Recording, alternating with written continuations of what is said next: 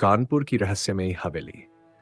कानपुर शहर की एक पुरानी हवेली के बारे में एक डरावनी कहानी प्रचलित है। यह हवेली अब वीरान पड़ी है, लेकिन एक समय में यहाँ एक अमीर जमींदार रहता था।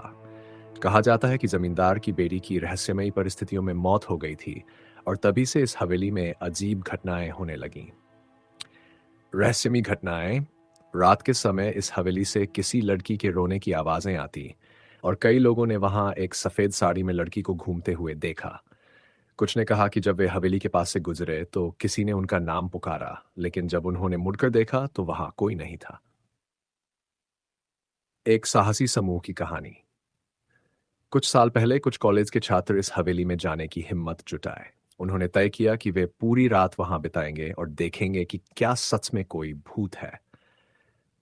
आधी रात तक सब कुछ सामान्य था, लेकिन फिर अचानक एक दरवाजा अपने आप बंद हो गया। किसी के कदमों की आवाज सुनाई देने लगी, लेकिन वहां कोई नजर नहीं आ रहा था। तभी एक लड़की की परछाई दिखाई दी और एक ठंडी हवा का झोंका आया।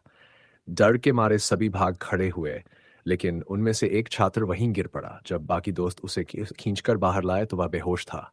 जब उसे होश आया तो उसने बताया कि किसी ने उसका हाथ पकड़ा और कहा, मेरी मदद करो। आज भी डरावनी हवेली। ये हवेली आज भी वीरान है और आसपास के लोग शाम होते ही इसके पास जाने से डरते हैं। कहा जाता है कि जमींदार की बेटी की आत्मा अब भी वहां भटक रही है, न्याय की प्रतीक्षा में। क्या आप इस हवेली में जाने की हिम्मत करेंगे?